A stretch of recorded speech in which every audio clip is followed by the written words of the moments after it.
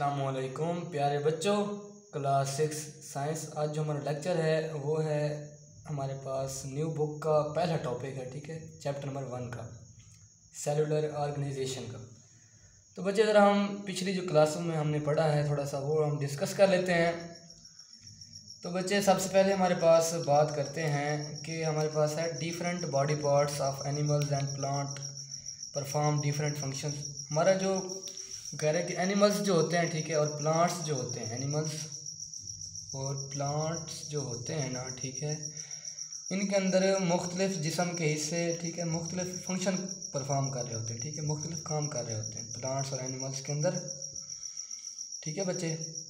जैसे हमारे पास हमारा ब्रेन जो होता है ये क्या करता है, हमारी जो बॉडी होती है, ठीक है, इसके तमाम के तमाम अफ़ाल को कंट्रोल कर रहा होता है।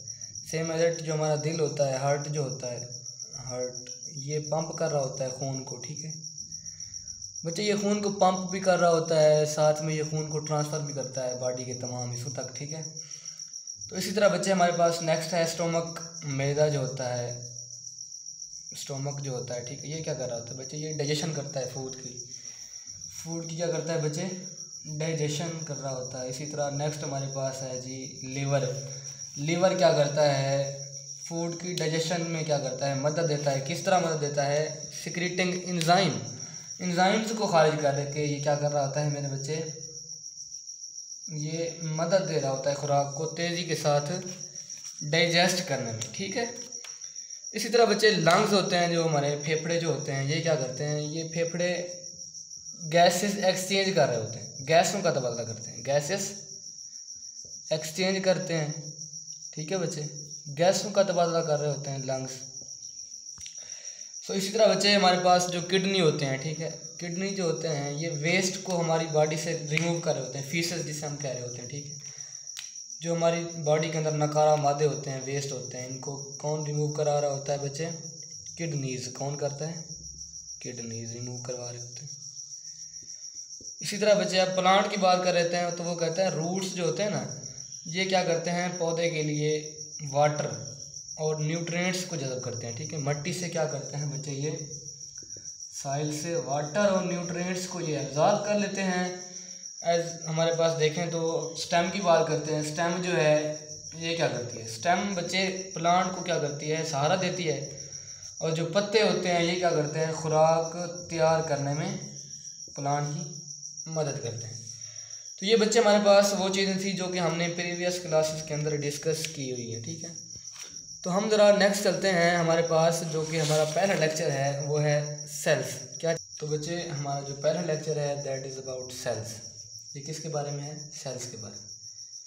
थोड़ा सा हम सेल्स के बारे में इसकी जो है हमारे पास हिस्टोरिकल बैकग्राउंड देखते हैं कि सेल जो है किस तरह से दरियाफ्त हुआ था। बच्चे 1665 के अंदर, 1665 के अंदर एक हमारे पास साइंटिस्ट था, उसका नाम था रॉबर्ट हुक।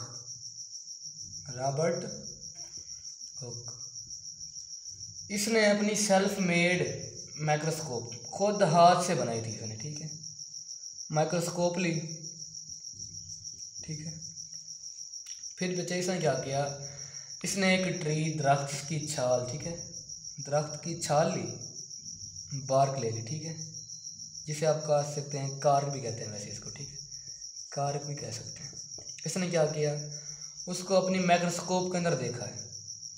इसने देखा इसको कुछ ऐसे खाने नज़र आए हैं जिस तरह शहद की मक्खी के जो होता है ना, छत्ता जो होता है उसके अंदर खाने होते हैं, ठीक है, बिल्कुल ऐसे क्या नज़र आए उसको, छोटे छोटे बहुत सारे खाने नज़र आए, खाली खाने, ठीक है।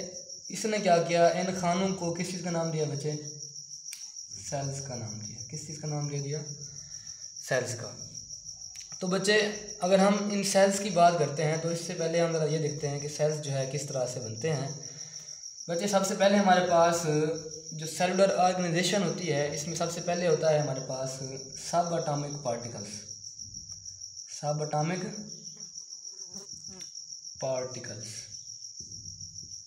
सब कहते हैं छोटे को, ठीक है, एटॉमिक पार्टिकल्स एटम से भी छोटे, एटम से छोटे क्या होते हैं बच्चे, हमारे पास होते हैं प्रोटॉन, इलेक्ट्रॉन एंड न्यूट्रॉन। तो बच्चे जब ये चीज़ें हमारे पास मिलती हैं, सब atomic particles, electron, proton, neutron आपस में कंबाइन होता है, तो ये हमारे पास बनाते हैं एटम। ठीक है, एटम क्या होता है बच्चे? एटम स्मॉलेस्ट पार्टिकल होता है मैटर का, मादे का। ये क्या होता है? छोटे से छोटा ज़रा होता है। ठीक है, स्मॉलेस्ट पार्टिकल होता है जो कि केमिकल रिएक्शन के अंदर हिस्सा ले सकता है, which can take part in chemical reaction, chemical reaction में जो कि हिस्सा ले सकता है। तो बच्चे एटम जो है ये आपस में कंबाइन होते हैं, हमारे पास क्या बनाते हैं? मॉलिक्यूल्स बना रहे होते हैं। ठीक है, एटम्स क्या होते हैं? कंबाइन होते हैं, तो हमारे पास क्या बनाते हैं? मॉलिक्यूल। मॉलिक्यूल फिर आपस में कंबाइन होते हैं, तो ये हमारे पास बच्चे क्या बनाते हैं? ये हमारे पास बना रहे होते हैं सेल ऑर्गेनेलीज। क्या बनाते हैं? Cell organelles. Cell organelles combine होती हैं, हमारे पास क्या बनाती हैं? सेल्स बना रही होती हैं। ठीक है, अब हम बात करते हैं ज़रा सेल की डेफिनेशन की, कि सेल जो है ये क्या चीज़ होती है। ठीक है, सेल बच्चे कहते हैं कि द बेसिक, बुनियाद को कहते हैं। ठीक है, द बेसिक फंक्शनल, बुनियादी जो फिलियाती इकाई होती है। ठीक है, the basic functional and structural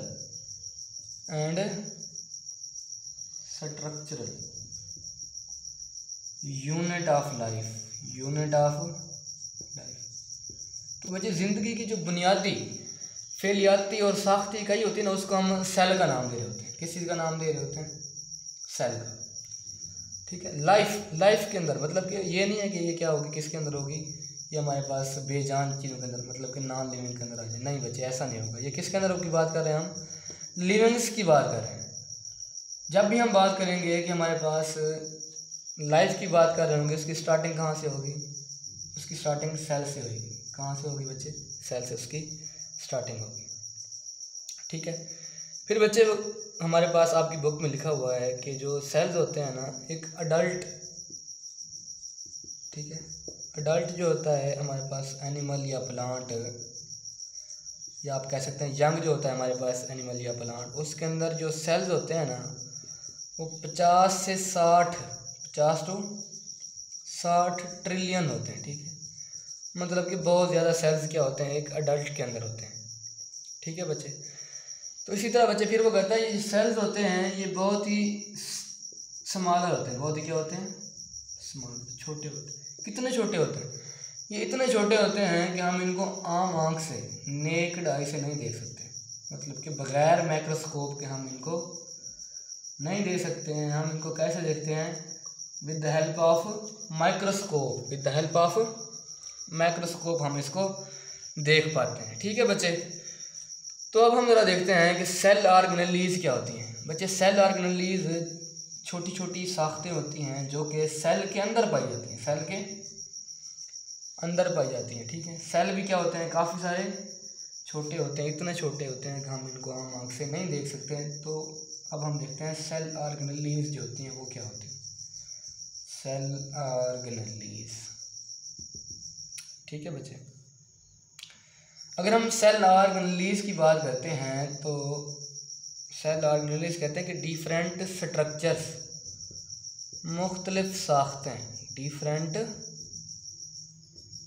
structures, मुख्तलिफ साख्तें, आर पार्ट्स या हिस्से, आर पार्ट्स या हिस्से of the cells, of the cells, कि जी मुख्तलिफ साख्तें होती हैं सेल के अंदर, या सेल के क्या होते हैं? हिस्से जो होते हैं, इनको हम क्या नाम दे रहे होते हैं? सेल ऑर्गेनेलीज का। ठीक है, तो कुछ बच्चे हमारे पास कॉमन जो हैं सेल ऑर्गेनेलीज दिए गए हैं। ठीक है, सबसे पहला जो हमारे पास है वो है सेल वॉल। वो क्या चीज़ है? Cell wall. ठीक है, सेल वॉल की बात कर लेते हैं। आप ज़रा हम पढ़ रहे थे सेल ऑर्गेनेलीज को। सेल ऑर्गेनेलीज, इसमें सबसे पहला क्या है हमारे पास? Cell wall, cell wall. बच्चे याद रखिएगा, सबसे पहले हम इसकी बात करते हैं प्रेजेंस की, कि सेल वॉल जो है ये कहाँ कहाँ मौजूद होती है। बच्चे सेल वॉल मौजूद होती है प्लांट्स के अंदर, सेल वॉल मौजूद होती है बैक्टीरिया के अंदर, सेल वॉल मौजूद होती है फंजाई के अंदर। ठीक है, इन 3 चीज़ों के अंदर सेल वॉल होती है। ठीक है, एनिमल्स के अंदर भी सेल वॉल नहीं होती और प्रोटोजोआन के अंदर भी सेल वॉल आपको नहीं मिलेगी, सेल वॉल नहीं मिलेगी। बच्चे एक चीज़ याद रखिएगा, सेल वॉल जो होती है ये नॉन लिविंग होती है। ये क्या होती है? नॉन लिविंग स्ट्रक्चर होती है। ठीक है, नॉन लिविंग स्ट्रक्चर होती है सेल वॉल। ठीक हो गया। ये एनिमल्स के अंदर नहीं होती, प्रोटोजोआन के अंदर भी नहीं होती। किसके अंदर होती है? बैक्टीरिया के अंदर होगी, एल्गी के अंदर होगी और फंजाई के अंदर होगी और प्लांट्स के अंदर होगी। ठीक है बच्चे, ये हमारे पास प्लांट्स के अंदर क्या होती है? प्लांट सेल के अंदर आउटर कवरिंग होती है, आउटर कवरिंग। प्लांट्स के सेल के अंदर क्या होती है बच्चे? ये आउटर कवरिंग होती है, आउटर कवरिंग। ठीक, ये प्लांट का सेल है मेरे पास, इसके अंदर जो हमारे पास आउटर कवरिंग होती है इसको हम क्या नाम दे रहे होते हैं? सेल वॉल का नाम दे रहे होते हैं, सेल वॉल का। तो बच्चे ये हमारे पास सेल वॉल जो होती है, अब हम देखते हैं ये बनी किस तरह से होती है। ठीक है, इसकी कंपोजिशन किस तरह से होती है? ये बच्चे बनी होती है प्लांट्स के अंदर सेलुलोज से, सेलुलोज से। फंजाई के अंदर ये सेल वॉल जो होती है ये होती है काइटन से बनी हुई। किससे बनी होती है? काइटन से। प्लांट्स के अंदर ये किससे बनी है बच्चे? सेलुलोज से बनी हुई है। फंजाई के अंदर किससे बनी है? काइटन से। उसके बाद हम देखते हैं इसका फंक्शन क्या होता है। सेल वॉल का फंक्शन क्या होता है, इसका काम क्या होता है बच्चे? सेल वॉल जो होती है ये इसका मेन काम जो होता है, ये सेल को क्या करती है? सपोर्ट करती है, supporting the cell. Main function क्या है बच्चे इसका? सपोर्टिंग द सेल, सेल को सहारा देती है। ठीक है, दूसरा काम इसका क्या होता है? ये मेंटेन शेप, मतलब कि ये मेंटेन कर रही होती है किसको? शेप को, सेल की शेप को ये क्या करती है बच्चे? मेंटेन करती है। ठीक है, उसको बरकरार रख रही होती है बच्चे। सेल वॉल जो होती है ये प्लांट्स में होती है। ठीक है, प्लांट्स में अगर आपने देखा हो तो उसकी जो आउटर कवरिंग होती है वो सख्त होती है। रीज़न क्या है, किस वजह से वो सख्त होती है? अगर आपने कभी टच किया हो प्लांट को तो प्लांट्स की आउटर कवरिंग सख्त किस वजह से होती है? इसी सेल वॉल की वजह से वो सख्त होती है। ठीक है, एनिमल्स की क्यों नरम होती है? बिकॉज उनके अंदर क्या होती है? सेल वॉल एब्सेंट होती है, सेल वॉल नहीं होती है। इस वजह से जो एनिमल होता है जो उसकी आउटर कवरिंग होती है वो क्या होती है? नरम होती है। तो ये था बच्चे हमारे पास सेल वॉल। नेक्स्ट जो है हमारे पास वो है सेल मेम्ब्रेन। क्या चीज़ है? सेल। तो बच्चे अब हम बात करेंगे सेल मेम्ब्रेन की। सबसे पहले हम देखते हैं इसकी प्रेजेंस कहाँ कहाँ होती है, कि ये मौजूद कहाँ कहाँ पे होती है। प्रेजेंस इसकी देख लेते हैं बच्चे। सेल मेम्ब्रेन प्लांट्स में भी होती है, एनिमल्स में भी होती है, एनिमल्स में भी होती है और प्लांट्स में भी होती है। ठीक है बच्चे, अगर हम बात कर रहे हैं सेल मेम्ब्रेन की प्लांट्स के अंदर, प्लांट्स के अंदर बच्चे ये सेल वॉल के बाद होती है, सेल वॉल के बाद मौजूद होती है। ठीक है, किस तरह? देखें, ये मेरे पास एक प्लांट सेल है। ठीक है, ये इस तरह का प्लांट सेल है मेरे पास। इसके अंदर क्या होगी? ये रही हमारे पास सेल मेम्ब्रेन। ठीक है, दूसरी लेयर जो है हमारे पास, ठीक है, सेल वॉल के बाद जो होती है इसको हम बोलते हैं सेल मेम्ब्रेन। ठीक है, एनिमल्स के अंदर अगर हम बात करते हैं सेल मेम्ब्रेन की तो बच्चे ये आउटर मोस्ट कवरिंग होती है। एनिमल सेल के अंदर ये क्या होती है? आउटर मोस्ट कवरिंग, सबसे बैरूनी तय होती है। ठीक है, सबसे। देखिए मेरे पास ये एक एनिमल सेल है इस तरह का। ठीक, सेंटर में इसका क्या पड़ा होता है? न्यूक्लियस। ये क्या है हमारे पास? Cell membrane, cell membrane. ठीक है बच्चे, सेल मेम्ब्रेन के हमारे पास बहुत सारे नाम होते हैं। जिस तरह इसको सेमी परमिएबल मेम्ब्रेन भी कह रहे होते हैं, सेमी परमिएबल मेम्ब्रेन भी इसको कह रहे होते हैं, इसको प्लाज्मा मेम्ब्रेन भी कहते हैं। ठीक है, इसके कुछ नाम हैं वो देख लेते हैं ज़रा हम। सेल मेम्ब्रेन के इसको कहते हैं बच्चे प्लाज्मा मेम्ब्रेन भी कहते हैं, इसको सेमी परमिएबल मेम्ब्रेन भी कहते हैं, परमिएबल। प्लाज्मा मेम्ब्रेन भी इसको कहते हैं, प्लाज्मा मेम्ब्रेन। ठीक है बच्चे सेल, इसके नाम को हम डिस्कस कर रहे थे। परमिएबल कहते हैं इजाज़त देने वाला, ठीक है, गुजर जाने वाला, किसको कहते हैं, गुजर जाने वाला। सेमी कहते हैं आधा, ठीक है बच्चे, सेमी किसको कहते हैं, आधा, मतलब कि जो सेल मेम्ब्रेन होती है ये अपने अंदर से उन मटेरियल्स को गुजरने देती है, ठीक है, जो क्या होते हैं सेल को, जिनकी क्या होती है ज़रूरत होती है, उन मटेरियल्स को गुजरने देती है। ये नहीं है कि सारे इधर मटेरियल्स आए सारे और जो है ना इस सेल मेम्ब्रेन में से गुजर जाएंगे, नहीं, ऐसा बिल्कुल नहीं होता। ये क्या करते हैं बच्चे, उन मटेरियल्स को गुजरने देगी जिसके अंदर क्या होगी, सेल को ज़रूरत होगी, जिसको क्या होगी, सेल की ज़रूरत होगी, जो ठीक है।